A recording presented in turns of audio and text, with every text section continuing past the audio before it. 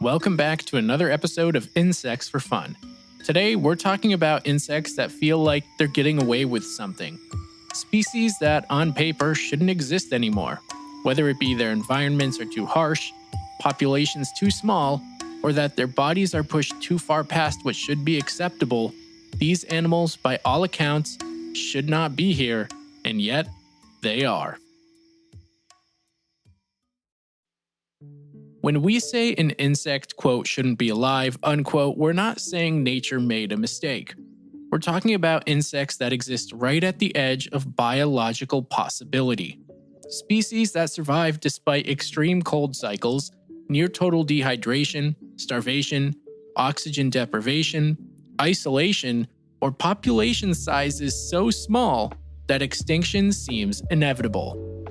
From an evolutionary standpoint, these insects are living on borrowed time, and yet some have been doing exactly that for thousands or even millions of years.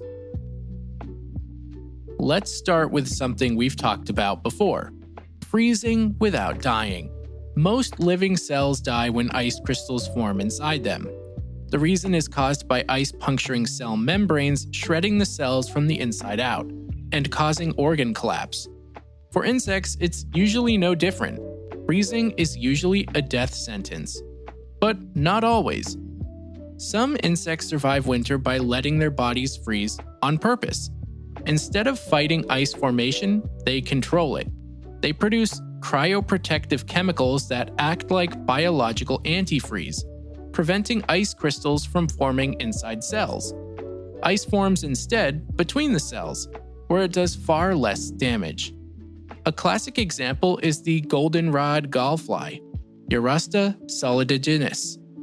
As winter approaches, its larvae ramp up production of glycerol and sorbitol, compounds that protect cells from freezing damage. The larva can survive with more than half its body water frozen solid, locked inside a plant gall exposed to brutal winter temperatures. When spring arrives, it simply thaws and resumes development. Another remarkable case is the freeze-tolerant vinegar fly, Chymomyza costata. Unlike most flies, which die quickly when frozen, this species can survive being frozen solid at extremely low temperatures. As winter approaches, larvae and pupae accumulate cryoprotectants such as proline and sugars that stabilize proteins in cell membranes. Laboratory studies have shown that Chymomyza costata can survive temperatures far below what most insects tolerate, like minus 20 Celsius to minus 30 Celsius, which is minus 4 Fahrenheit to minus 22 Fahrenheit. Some individuals have even survived weeks to several months in a completely frozen state. This, of course, depends on life stage and cooling rate, with pupae and late-stage larvae tending to be the most tolerant. What's especially striking is that survival isn't just about temperature. It's about time spent frozen. Short freezes are common across many insects, but Chymomyza costata can endure long-term freezing with no access to oxygen, food, or movement. Once thawed, metabolism restarts, tissues function normally, and development continues. This makes it one of the most freeze-tolerant insects ever studied, and a key model organism for understanding long-duration cryostasis in animals.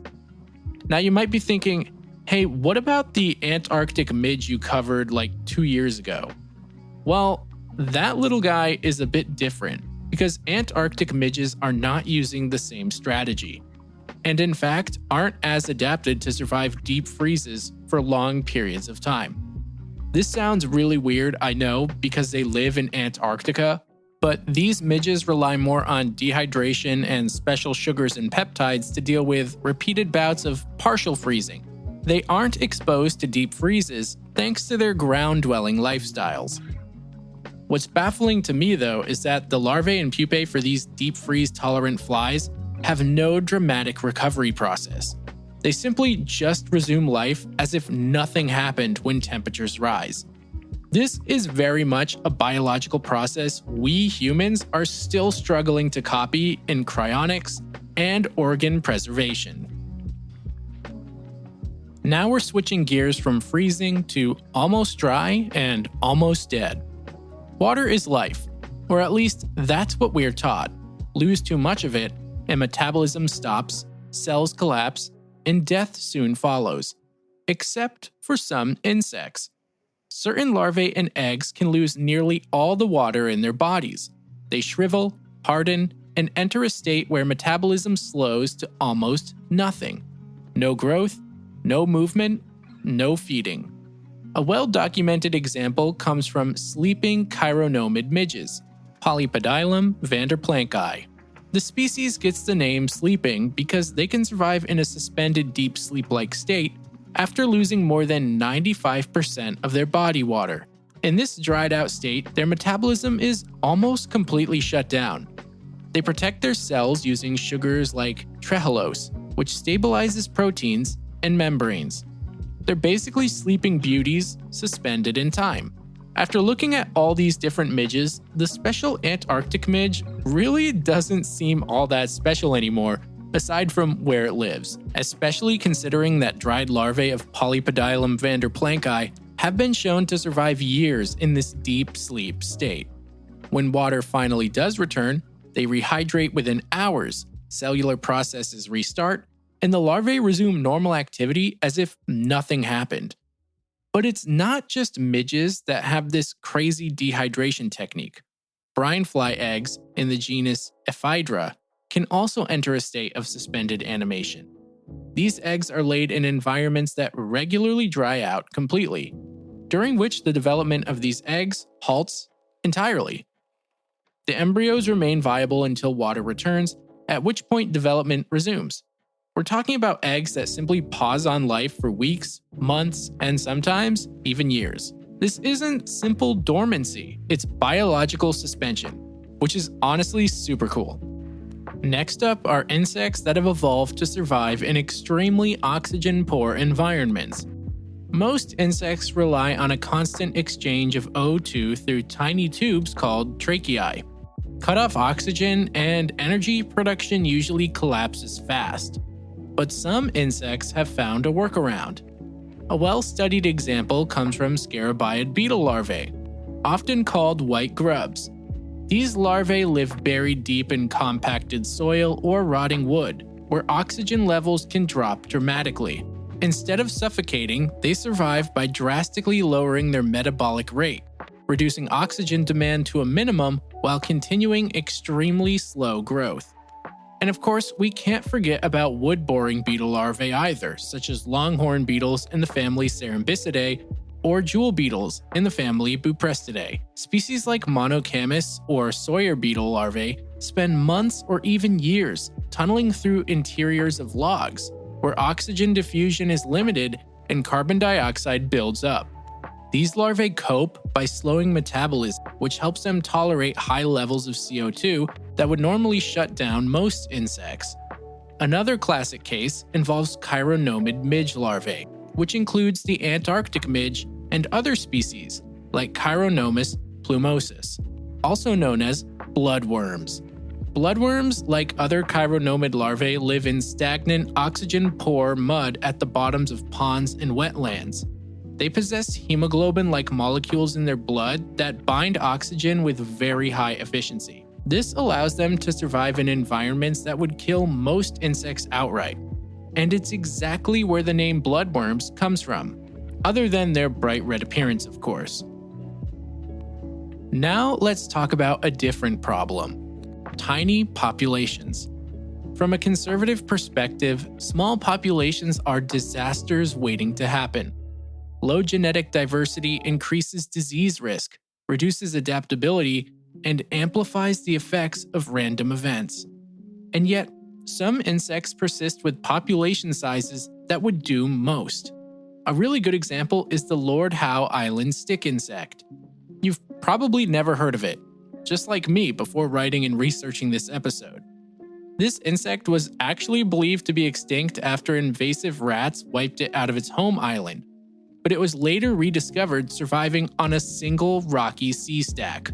With a population so small, it could have been lost to one bad storm. For those of you who don't know, A sea stack is a tall, steep rock in the sea separated from the mainland due to erosion. So this insect, which by all accounts should be gone, has somehow been surviving for generations on a single isolated rock in the ocean. That's actually insane. Another less dramatic case is the American burying beetle. This insect was once widespread across North America, but it now exists in scattered, isolated populations only, largely due to habitat loss, changes in land use, and the decline of small vertebrates that give them the carcasses they need to reproduce.